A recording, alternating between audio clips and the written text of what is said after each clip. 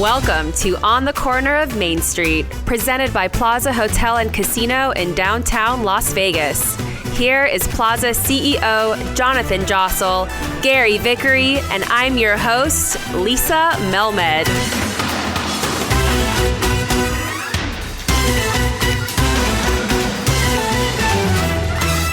Hello and welcome back to another episode of On the Corner of Main Street. It's good to be here in Oscar Steakhouse.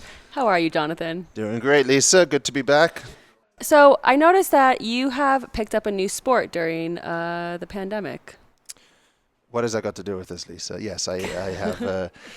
I have indeed. I heard that golf during the pandemic has become like the second coming of golf after Tiger Woods. Tiger Woods was like the first renaissance for golf. The pandemic is number two because it's obviously a safe way to be outdoors, keep you active, and it takes like 5 hours to do it, so you get out of your house for a long time. So yeah, I started playing golf, but not as much anymore since we've reopened, and it's a great game. Thank you for asking. Is that your favorite sport?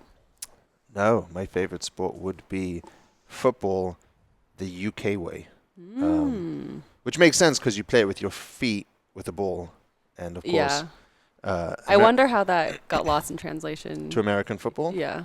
Maybe our guest today can help educate us on that. Well, let's just get right into our fabulous guest.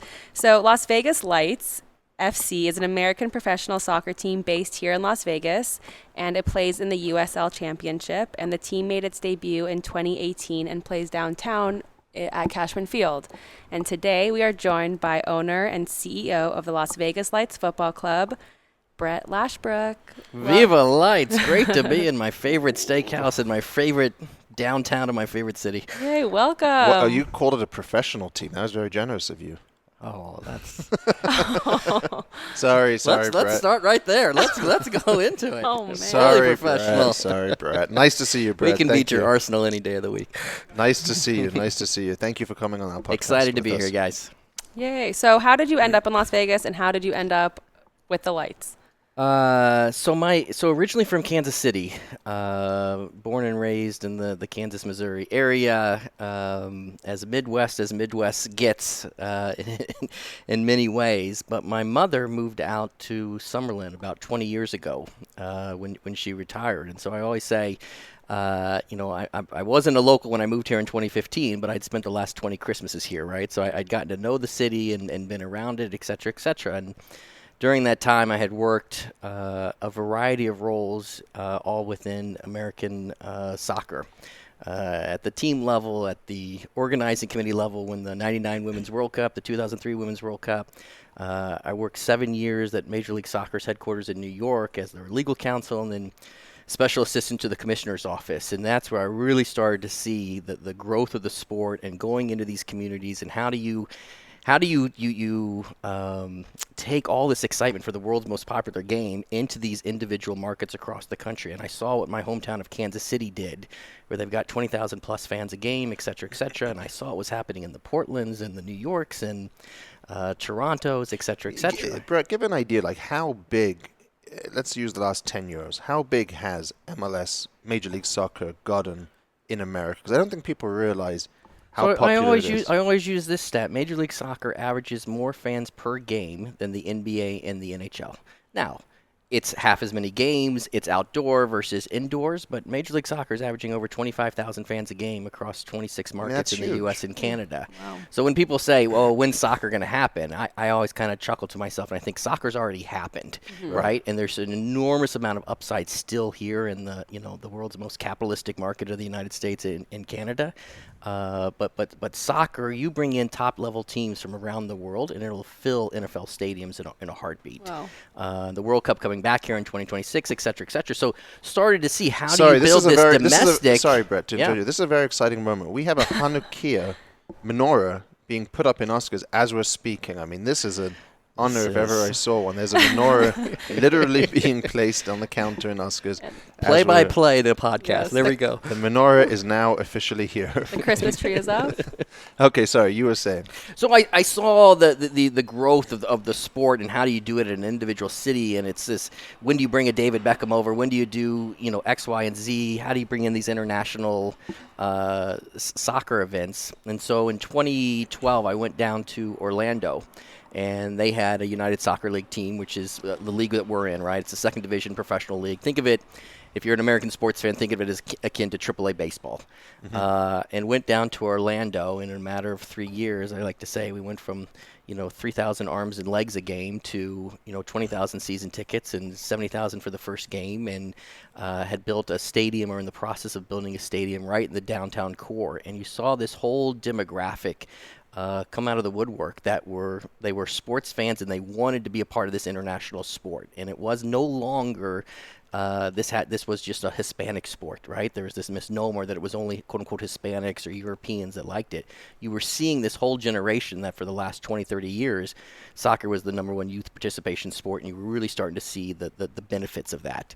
And so left Orlando City in 2015, and I moved out here to be closer to my mom and some health reasons, et cetera, et cetera. And I didn't really know, I didn't really plan on staying here long term. I had family out here and was doing this little pit stop to help with some health issues. And quickly realized, one, I love Las Vegas, right? That what's not to love, and that we were the second largest city in the entire world without a professional soccer team. In the world? In the world, only behind Detroit City. Detroit Motor City. Las Vegas, with 2.3 million people, didn't have a professional soccer team. And so I had seen firsthand, having started this helped start it in other cities, and then at the league office seeing the last 10 expansion teams. It's not hard to find soccer fans. I knew that there were soccer fans in Las Vegas. I didn't have to do any research. I knew that with just common sense. The most difficult thing is a stadium. Stadiums are hard to build, right? Whether it's T-Mobile, whether it's a Allegiant Stadium, whatever it is, stadiums are hard to build. And we had a wonderful 10,000-seat stadium in downtown Las Vegas. The baseball team wanted to move, right? The city owned it. They didn't quite know what – at that point, the LVCVA owned it, right? So it was a complicated lease terms. And it was the only baseball stadium in the world I'd ever seen that was built as a square. So you could fit a soccer field perfectly into it, right? The sight lines are better for soccer than baseball. And so you start to put all that together and sat down with my family and I said, I think there's a real opportunity here. This is our new adopted town. This is what I think I know how to do. This is how I think we can do it, and that's how the Las Vegas Lights were born. Well, you've definitely proven that you know how to do it, and congratulations to you. But I think Lisa sort of undersold you a little bit in the introduction here. I think that the what you've done is unbelievable, and you took a vision, and I think the mayor is maybe your biggest fan, in the sense great. that she absolutely says that you're a guy who puts his money where his mouth is. You said you were going to do something. A lot of people had come before you and failed. Yeah. And you went through with it and had a vision, and you execute on it, and are still to this day doing it. So I give you a lot of credit for that. I appreciate that. As much as I appreciate all that, bringing the world's most popular sport to the world's most entertaining city isn't rocket science also, right? We have to continue to build it. We have to build it. We have to continue to put a better product out there. We have to continue to grow it. But all the pieces are in place for a lot of success for a lot of years. And you kind of gave it a Las Vegas spin with all the fun attractions and promotions. Yeah, so I've always been a big believer that professional sports teams should reflect their communities, right? So I always say, the New York Yankees, that NY on that black hat, it means something about the grittiness of the Bronx, right? The old Boston Celtics, right? And that just has an essence. The Green Bay Packers, the Lakers, right? Even when they before LeBron and after Kobe, when they weren't making the playoffs, it was still the Los Angeles Lakers, and they reflected that community. And so here we are in downtown of the world's most entertaining city. We had a platform and ability to take on the personality of our neighborhood, and it was a way for us to separate us from other soccer teams. And at the end of the day, I really do believe that the so many fans want to come on a Saturday night, have a cold beer. Kids have Dippin' Dots. They want a good experience. They want to have fun. They want to be entertained. Who doesn't want Dippin' Dots? Who doesn't? I only learned Under the age of 12. learned what those were at Cashman Field. But Lisa touches on a good point. To you, what's more important, the fan experience and the promotions, or the on-the-field results? So I always say both are equally important. There are two sides of the business, and they are both absolutely equally important. The only part I can really control, though, right, is the scripted part, right, which is the entertainment part, which is the promotions part. We can talk about, everything that we do to, quote unquote, become the most interesting team in America. I can only do so much with the unscripted entertainment, right? That we can continue to invest in the players and the coaches and everything else, but that's the beauty of sports. You go in between those white lines for 90 minutes, and you can't control how many goals we're going to score. So I always say I can't guarantee goals and wins, but I can guarantee laughs and smiles. Well, okay, I agree with you, but of course, as an owner, you can control the coach, and you can't control the coach, but you can choose the coach and set him up for success on the field. Right. I'm not saying you're not. Right. I'm just saying, from your perspective, is the focus more on the entertainment, which I get, by the way. I mean, it's Saturday night, downtown Las Vegas. Yeah. Let's have fun. So the way I've structured it, why I'm the owner and CEO, I hire what I call the CEO of soccer, right? You don't want me picking the players. You don't want me picking the lineup. You don't want me scouting the opposition. So you can certainly, if someone wants to question, have I hired the right people to oversee that soccer side?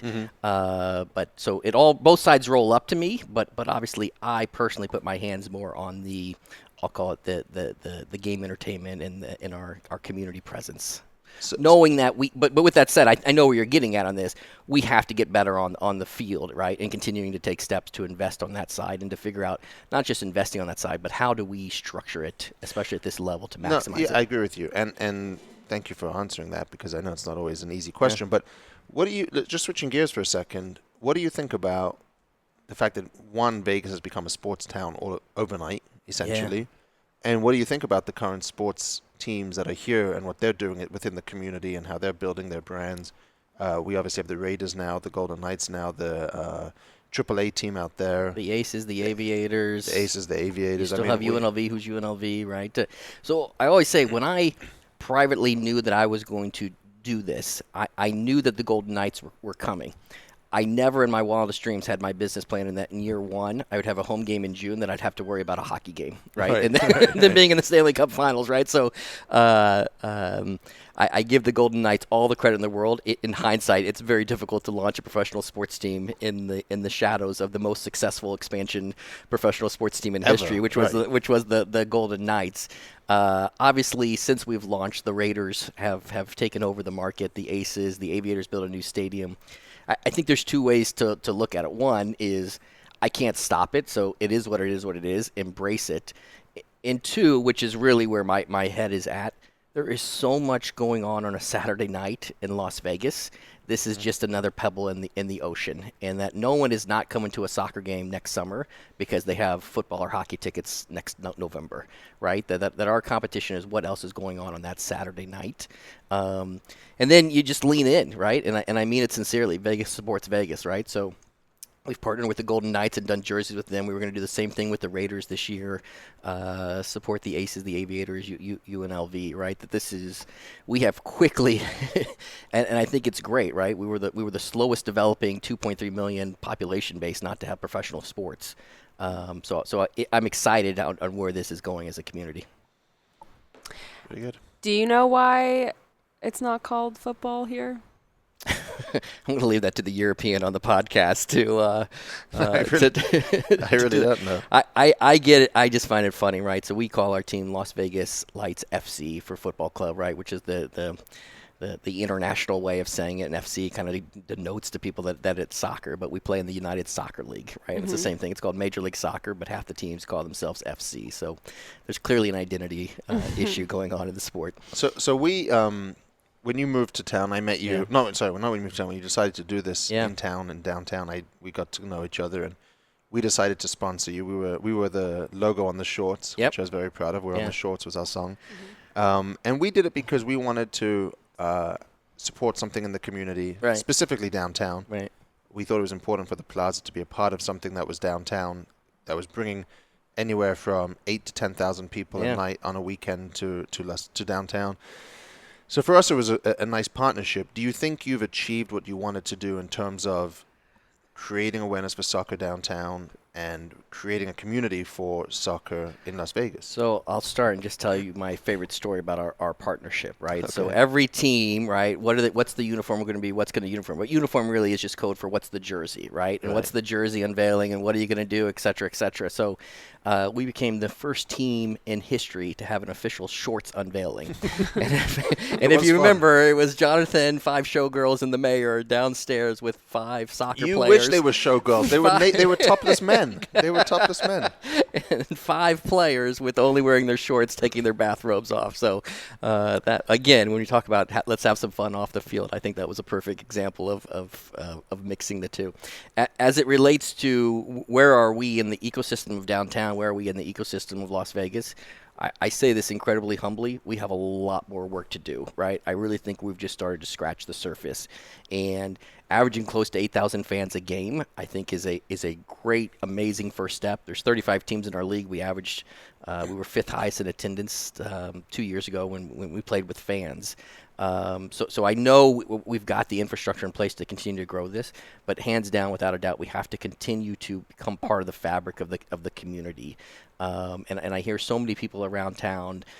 No one is against us, right? Everyone is glad to have professional soccer here. At this point, I don't care what your age is. You're just one degree of separation, whether it's your grandkids that play or you watch it on TV or you know someone or you went to Europe and you saw a game. Everyone has some connection to soccer, and we've just got to convert all those people that are excited to see pro soccer in Las Vegas to actually coming down on a Saturday night. And I say, once I get you there, I'm going to make you come back because you're going to have a good time. But we have a lot more room of growth. And again, it goes back to people have a lot of choices, especially in this community, and we've got to cut through that clutter, and we've got to continue to provide value and make people entertained. Value is a key word as well. And I think you and I have talked about this for a long time, but I still think, and I think you've told me you're going to try this next year, I hope, not just doing Saturday nights at 8 p.m. or whatever the time is, to get that suburb crowd with their kids that are more comfortable to come to a game, maybe not on a Saturday night in downtown Las Vegas, but somewhere else. It's hard to please everyone, right? But I think having really 2 full seasons under our belt right before the pandemic, et cetera, realizing this is a very unique town and when people work and times that are available, et cetera. I also understand not everyone is always comfortable coming to Cashman Field at different times of day and different times of night. So I think there's some creative things that we can do just listening to our fan base, like you said, right? Can we try some Friday nights? Can we try some Sunday afternoons? Can we try some different things? Because I really do believe Cashman Field's been around for 40 years. Everyone knows where it is. And I like to say we're going to turn it into the Fenway Park or Wrigley Field of soccer. And I think we're on our way. That's a great goal. You mentioned it, and I was talking yesterday, you mentioned the pandemic. And I was talking with someone from the Golden Knights yesterday, and they were saying how, I guess, and this is not a secret, but I guess the season's supposed to start January 1 for ice hockey, and nobody knows if there's going to be fans or no fans and what that looks like.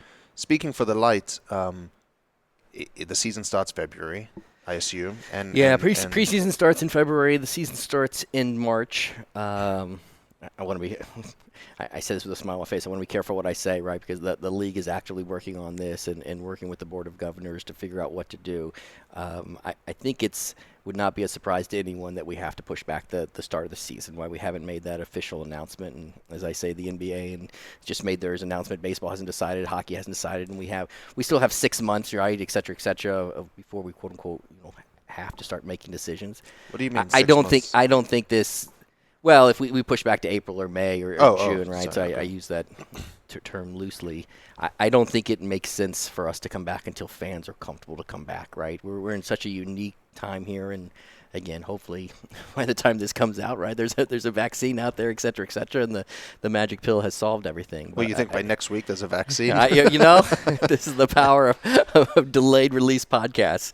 But yeah, I think we are in a holding pattern, right? Society will tell us when they're comfortable coming back, and obviously it's been a difficult year in multiple ways, but I also think we've got this down to the machine is still purring along, and whenever the public says they're ready to come back, we can immediately turn this back on and we can start throwing soccer parties.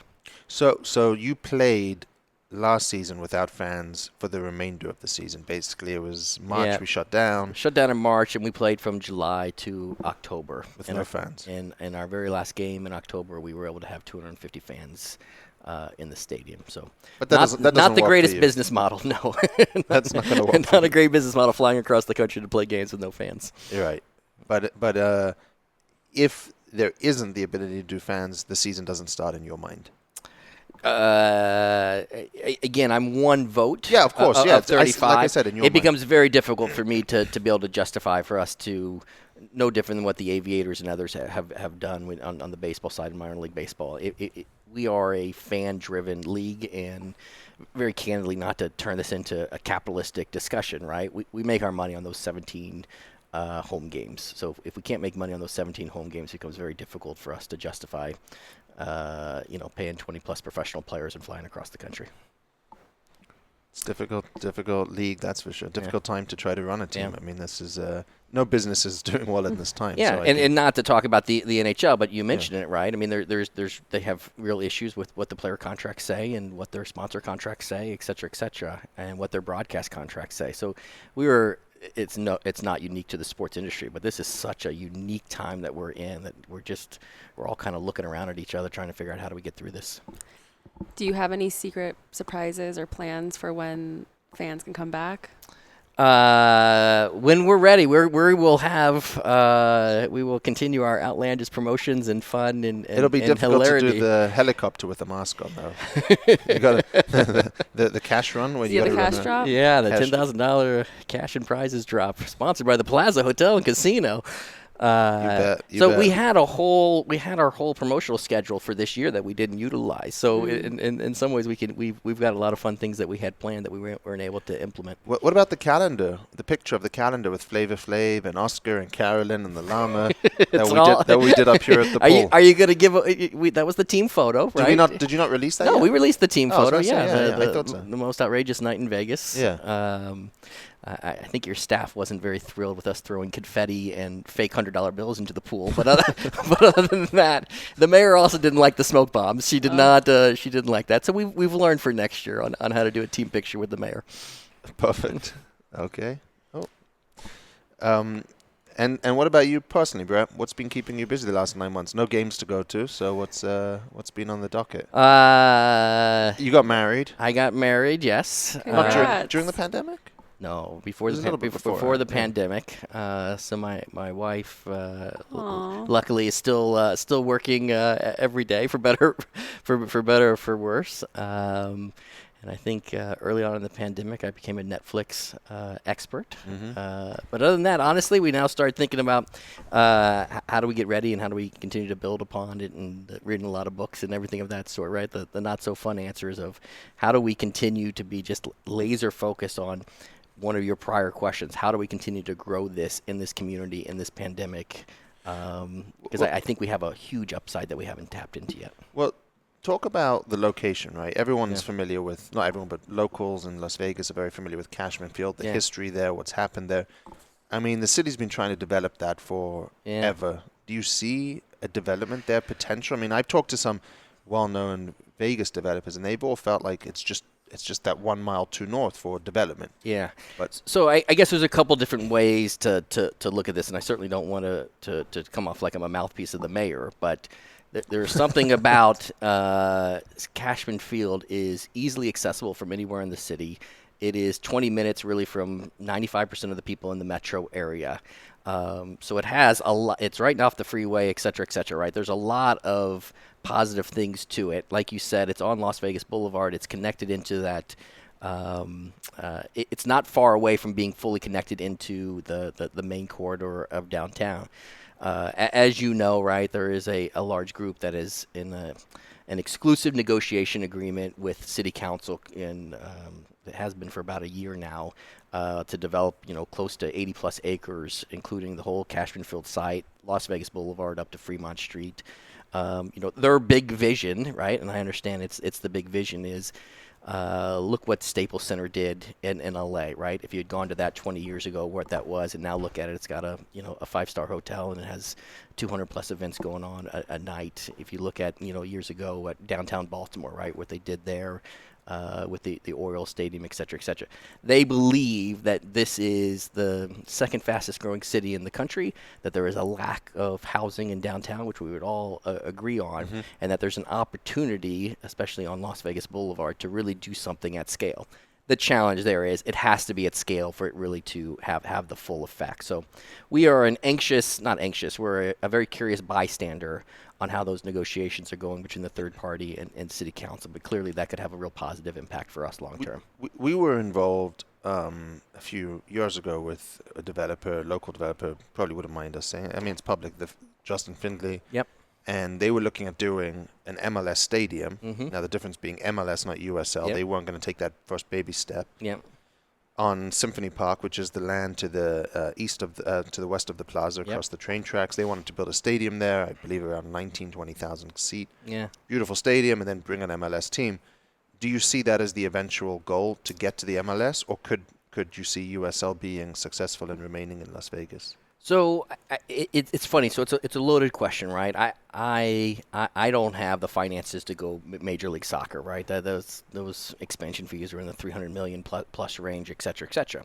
What I do know is this: 10 of the last, and I'm a little loose on my facts, 10 of the last 13 Major League Soccer expansion teams have come from USL markets, right? That they started as a USL team and they grew.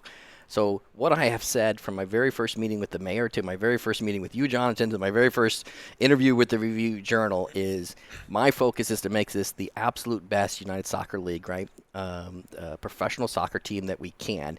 If we have success, good things are going to happen. I don't know if that means there's going to be an 80-acre development, massive development that brings in Major League Soccer. I don't know if that means, the Plaza Hotel is going to get involved in Symphony Park and we're going to build a Major League Soccer team there.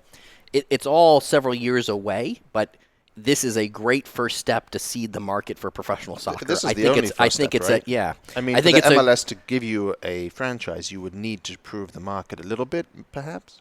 I believe it sounds self-serving, but yes, they especially now with all these different teams in town, they want to see success, right? This is how the Kansas Cities, not the Kansas Cities, the Portlands, the Seattles, et cetera, right? They started at the USL level, and now look at what they're doing. But by no means, I want to be clear, right, for those hardcore soccer fans watching, you don't have to have a USL team to go to Major League Soccer. Time and time again, you would work together on how do you grow it. And what we've said is we will never, ever stand in the way of Major League Soccer. We've said that to the mayor infinite number of times over the last several years.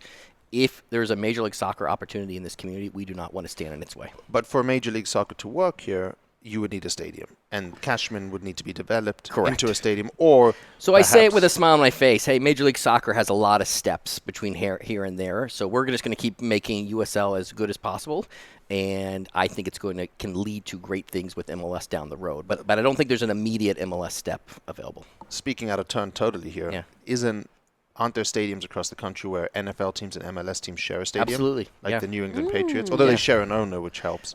You hit it on the head there, yeah. That it becomes. Are there others besides? Seattle shared an owner. New England, Seattle. But they all share owners. Yeah. Yeah, so it's a little different. Yeah. We need Mark Davis to buy the MLS franchise. There you go. And put it in the Ravens I think Mark stadium. has his hands full right now, but yes. Okay, but if there is somebody listening to this podcast that wants to bring MLS to Las Vegas, MLS, we have a great USL team and we have a site. We just need somebody to take us to. Yeah, and just so your listeners, Grail. right, just to bring it into context, right? So Major League Baseball doesn't have to get the Aviators' permission per se, right? But the Aviators, being the number one minor league baseball team in the market, makes us a more and more attractive Major League Baseball market. It's the exact same analogy. Okay. Tell us about your thoughts on downtown. I mean, you're a Summerlin guy. Yep. You kind of live near downtown. Yep.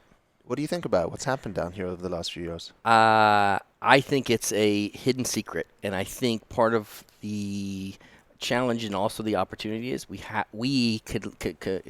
understand in the core of downtown, right? It's a tourism driven, and obviously I'm not an expert on that in any way, shape, or form. I think though there is a continued opportunity here for the local market to come down to Fremont Street more than what we're currently getting. And I know we get Fremont East on a Friday night, et cetera, et cetera. I think we've got to do I don't want to say we have to do a better job. That comes off more negative. I think there's still a lot of opportunity for us to go get the suburban family of 4 to become more and more comfortable coming down to downtown and seeing all that it offers. And I think the lights are part of that. I think Oscars is part of that. I think, looking across the street, what's happening on down there is all part of that. And again, I go back to the answer on what did the lights do and how, where are we in the ecosystem, et cetera, et cetera. We have a huge upside and have a lot more that we have to continue to do and room to grow. I think downtown in the locals' mind still has that untapped potential. Very well said. I mean, I think the biggest challenge to that, though, is you need more people living down here in the first place. Yeah. Which you have those 800 units now to the west of the plaza, which I think help. Once those are occupied and you see people walking down here and living down here, it's a big change. But to me, it goes back to your question of, hey, why do you always play on Saturday nights, right? Why don't you play on Sunday afternoons, et cetera, et cetera? We've talked about this, right? How do we, for lack of a better term, just to use an example, the Summerlin family of 4, are they going to be more comfortable coming down, having lunch on Sunday brunch, and then coming over to the stadium, right? There's this opportunity where maybe they aren't as comfortable doing that on a Saturday night. Yeah, but the more we get, I'll call it Summerlin and Henderson and outside of the downtown core coming into downtown, I think there's a great positive knock-on effect for that for years to come. I couldn't agree with you more. I mean, the flip side to that is we did a podcast with Myron Martin of the Smith Center a few months ago. Feels like a few months ago. I don't know when it was at this point. And they've done a great job. A lot of people thought that could not work downtown. Right. And there you have a performing arts center bringing people to downtown different nights of the week, different times of day, and they come down here, they'll have dinner at Oscars, they'll go to Esther's Kitchen, whatever it is, and then they'll go over to a show. And that's what I would love to see happening at the Lights eventually. Yeah. Where you get that. And I think part of that upside, right, is Cashman Field and the Neon Museum feels a little bit disconnected from the core of Fremont Street. And I think the core of Fremont Street feels a little disconnected from the Smith Center. And the Smith Center feels a little disconnected from the Arts District. And we still, again, it's that room for growth, right? Where you look where we've come in the last 10, 15, 20 years. We still have to meld all those 4 locations together, I think. All easier said than done, right? Don't take that to... it's just money type thing. Right. Well, lots to come, and we can't wait to come back to a game, hopefully sooner rather than later. Excellent. I hope everyone who's listening, if you haven't come to a game, I hope you come down to a game. We will sing and dance and cheer and go ole, ole, ole together. And it'll be a little slice of Mexico City, London, and Buenos Aires right here in downtown Las Vegas. And if you say Brett's name at the door, you get him free. You get a half price at Oscars. Yeah. All right. Well, thank you so much for joining us on the corner of Main Street. You can learn more about the Lights on Twitter at LVLightsFC. We'll be back again soon, but in the meantime, follow us on social. On Twitter and Instagram, it's at PlazaPod, and on Facebook, find us at Plaza Podcast. Or go right to the top and tweet Jonathan at Jonathan Jossel. We'll see you next time from right here on the corner of Main Street.